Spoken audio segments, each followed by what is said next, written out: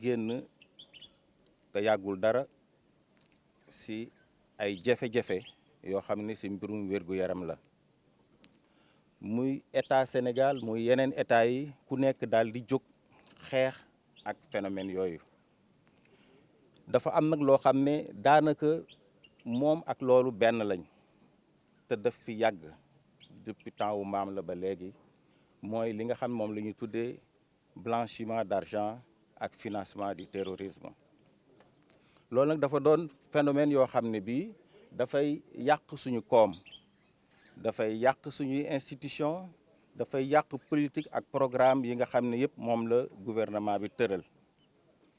su ko defee gouvernement Sénégal xam na ne pour xeex loolu il faut ñu joxante loxo ak yeneen réew parce que ñi nga xam ne ñoom lañ jàkkaar lool ñoom presque jël nañ avance ci ñun sur le plan technologique sur le plan réglementaire sur le plan législatif suñu defee benn jéego ñoom def nañ ñett ba ñeenti jéego moo tax ñu war a joxe loxo pour xeex ak ñoom léegi nag xeex boobu ñun ci biir observatoire de la qualité des services financiers dañ ñu ci fekk ndax suñu programme ak suñuy politique yëpp dañ ko basé woon ci fexe ba nga xam ne koppar goo xam ne jóg na pour dugg ci koom gi ñu mën a xam ne fii la jaar ñu mën a xam fan la jóge ak fan lay dugg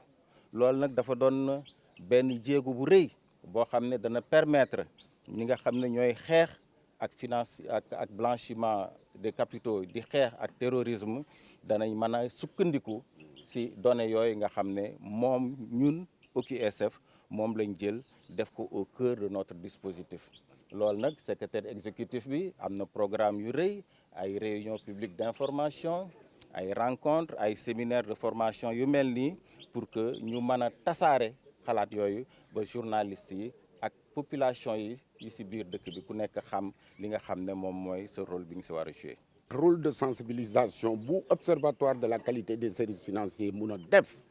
yéen da ngeen ñu ci jàppale pour ñu atteindre le grand public te loolu dama ci gërëm particulièrement COJES mi nga xam ne suñu partenaire la suñu relais la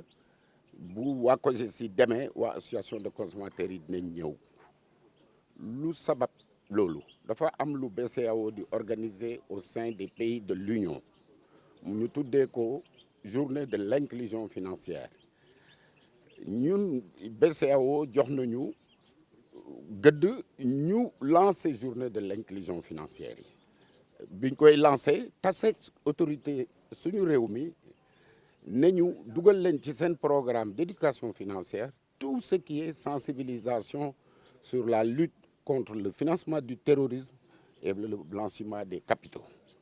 loolu moo waral ñu def lël yi ñuy def pour expliquer population yi lan la mun a indi comme jeye ci suñu économie bi loolu mooy li nga xam ne moo waral ndaje bi. da leen di dooleel jox leen armes yi nga xam ne moom la ñu soxlaa pour mën a wax ci question yoo xam ne dafa xaw a complexe comme lutte contre le blanchiment de capitaux ak financement du terrorisme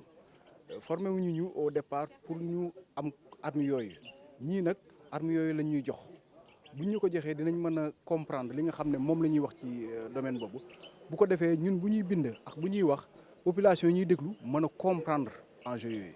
loolu mooy waral tey ji ñu ñëw fii ci formation bi.